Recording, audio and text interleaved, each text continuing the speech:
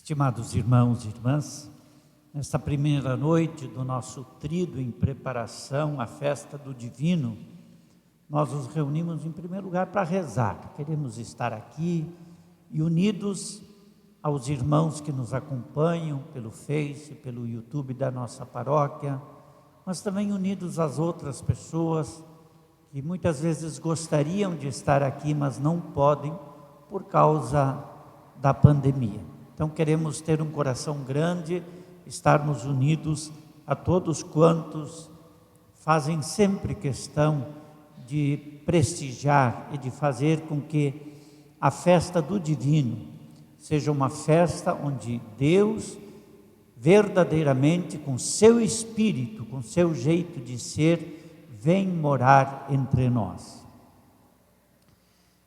Nós escolhemos para esta noite refletir sobre o Divino Espírito Santo, o Divino que inspira a gente à fraternidade e à caridade solidária. Cada noite uma temática vai orientar a nossa reflexão. Caridade, solidariedade. Quando a gente fala nisso, muitas vezes, na igreja, ou vamos cair na tábula rasa da caridade de dar uma moedinha, de dar um prato de comida, dar 1 quilo de alimento ou uma roupa usada. Vamos tentar deixar isso de lado como caridade e solidariedade. Também isso é importante, mas vamos primeiro pensar um pouquinho mais adiante, vamos pensar um pouquinho maior sobre o que o Espírito nos inspira sobre caridade, sobre solidariedade.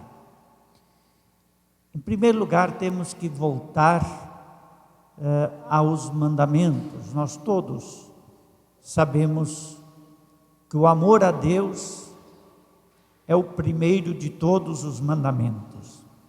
Jesus vem nos ensinar que o segundo, ele não vem logo após, que o segundo ele é semelhante. Ele é semelhante. O amor ao próximo, portanto, ele está no mesmo nível do amor a Deus. Tanto que o apóstolo chega a afirmar: se alguém me diz que ama a Deus e despreza o seu irmão, é mentiroso. Isto não existe na fé cristã. O amor a Deus e o amor ao próximo estão colocados, portanto, no mesmo patamar. Então não deve ser estranho numa igreja o cristão ouvir falar de caridade, de justiça, de solidariedade. Eu há pouco vim de uma inauguração de uma instituição financeira cooperativada. Um tal de Dirceu fez uma fala.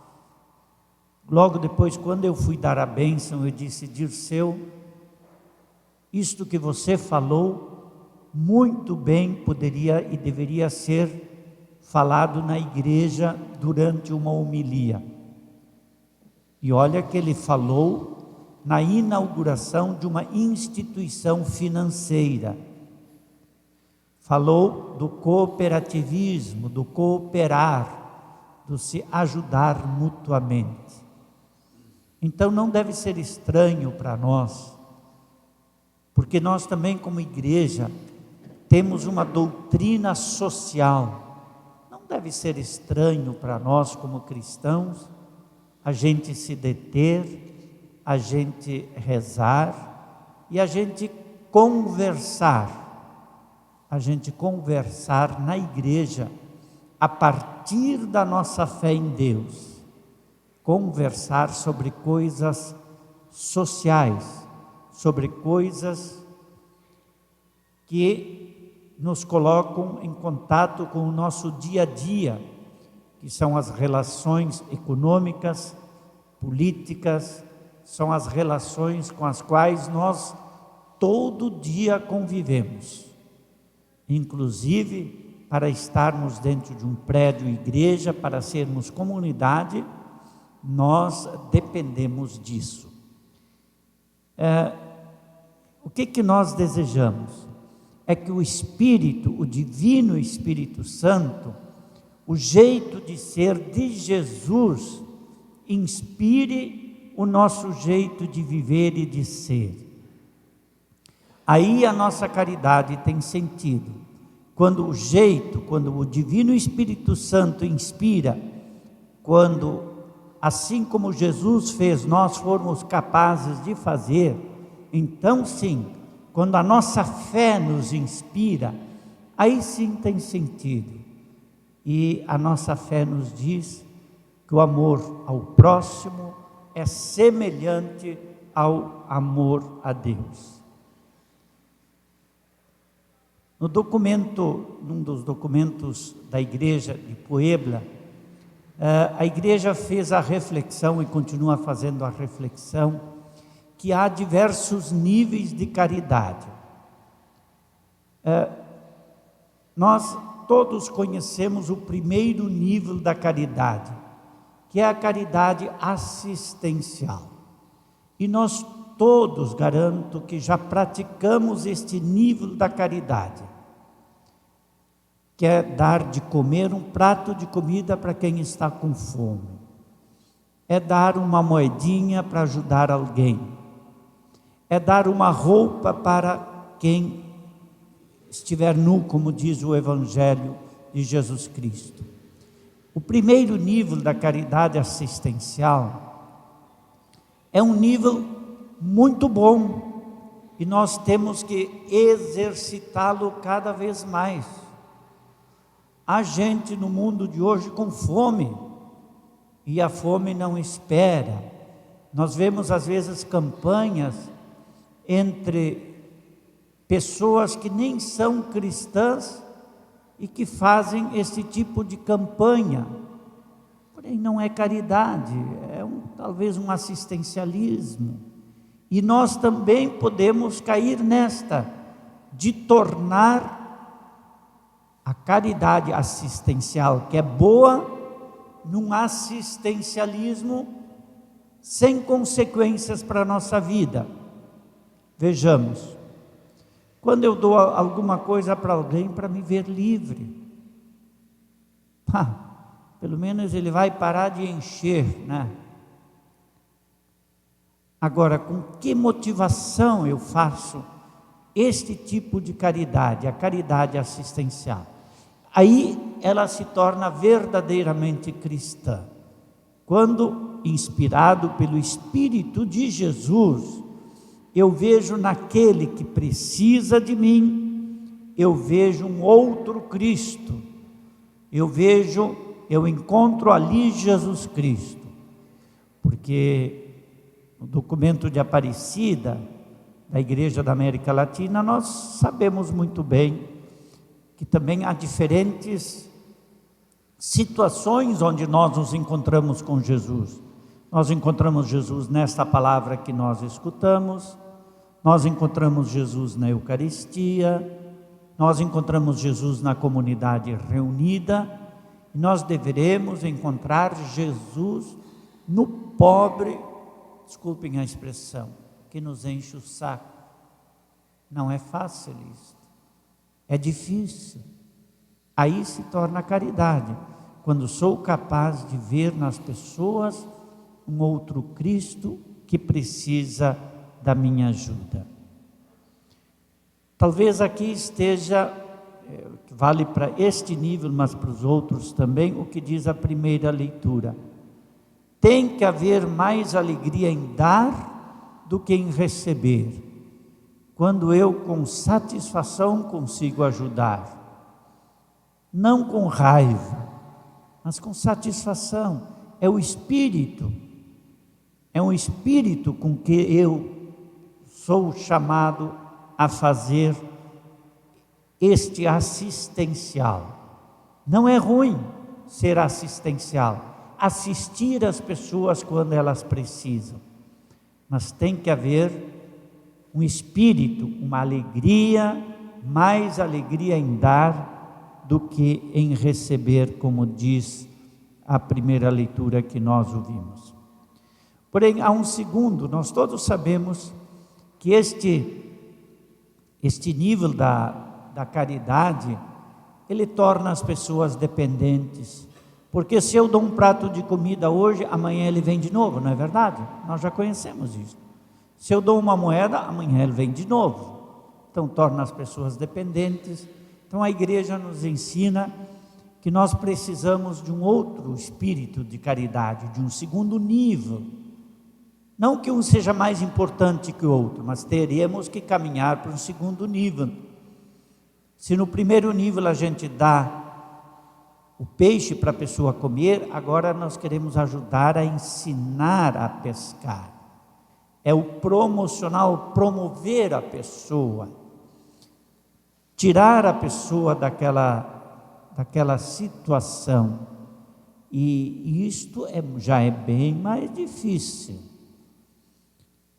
Eu muitas vezes escuto: eu não dou porque o cara é bêbado. Pois temos que cuidar da bebedeira dele também. Eu não dou porque ele é sem vergonha. Pois temos que ajudar a tirar a sem vergonhice, então. É o segundo nível da caridade. Já é bem mais difícil, exige mais de nós. Nós já torcemos o nariz quando tem que pisar na casa do marginal, quando tem que conviver, quando tem que estar junto, quando tem que ajudar, quando tem que se comprometer, quando tem que perder horas, quando tem que não sei o quê. Já é bem mais difícil, mas é um nível que a igreja nos propõe, uma caridade promocional, promover as pessoas. Fazemos isto na comunidade, fazemos. Temos isto? Temos. É através da palavra, do aconselhamento, mas talvez nos falte muito isto, promover as pessoas, ajudar as pessoas e a ensiná-las a pescar, como a gente diz. Mas também a caridade não se esgota neste nível. A igreja nos diz que há um outro nível de caridade para o qual a gente deveria caminhar e deveria rezar e deveria ajudar as pessoas. É a caridade libertadora, diz o documento de Pueblo. Que caridade é esta?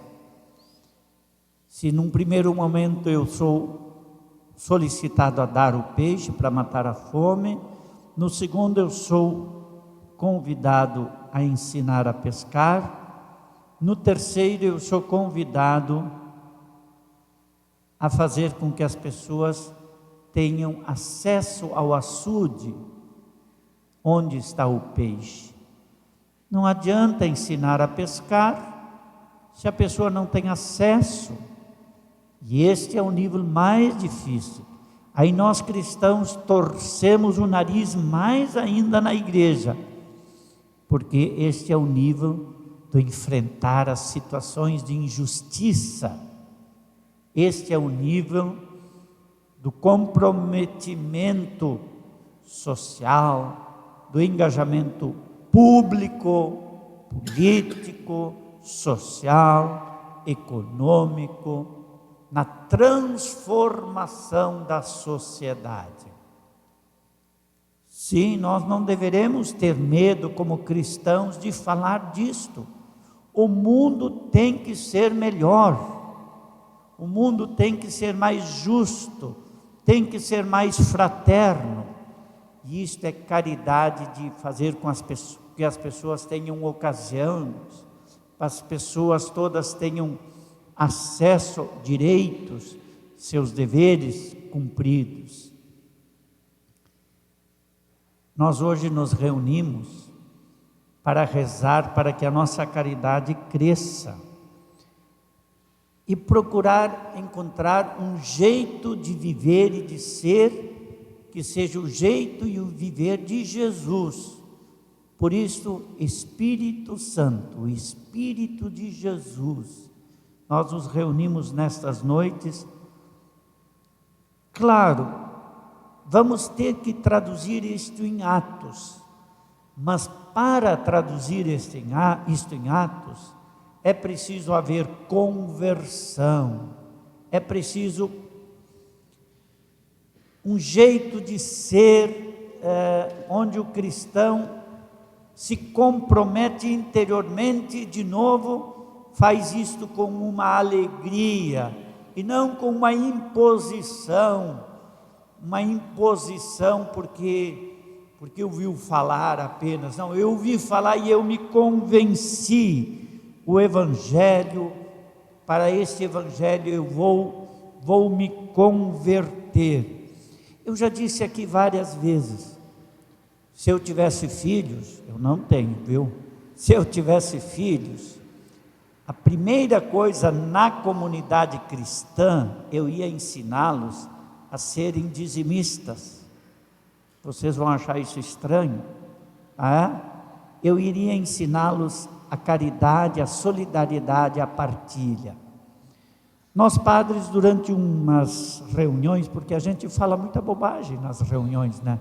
Porque não chega muitas vezes a nada, né, nas reuniões, mas às vezes a gente também pensa umas coisas, viu, bonitas. E um dia desses, numa reunião sobre catequese, e aí a Sandra vai me entender, porque às vezes a gente tem criança na catequese, parece que não aprende nem a fazer direito o sinal da cruz. Chega na catequese, na primeira comunhão, faz até com a mão esquerda e de um jeito meio atrapalhado, né, Sandra? Acontece isso.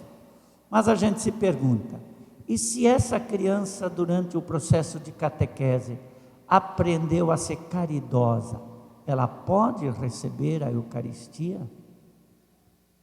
E a gente dizia, pode, porque ela está em comunhão com o Espírito de Jesus. Então, claro, o melhor é se conseguimos unir as duas coisas, tudo, né? Mas o que hoje de noite aqui a gente quer acentuar é essa busca de nós nos comprometermos com a caridade. E para terminar, eu diria, o Evangelho nos ajuda, porque ele nos pede a unidade. Eu quero que eles sejam um. O que melhor do que, ao olharmos para esse aspecto da caridade, dizer, poxa, assim como eu tenho uma vida razoável, eu quero que meus irmãos tenham uma vida razoável. Eu não uso só a máscara para me proteger, o que já é muito bom, mas eu uso a máscara para proteger meus irmãos. Todos aqueles que convivem comigo têm um aspecto da unidade, tem um aspecto do cuidado com todos. Então a caridade tem muito a ver com isto, do cuidado com todos. Por isto Jesus tanto pedia na sua oração, ó Pai, eu quero que sejam um. Peçamos que todos sejam um pouquinho mais parecidos com a gente, por que não? Aí o mundo estará bem e possamos assim construir o reino de Deus sobre a terra. Que assim seja.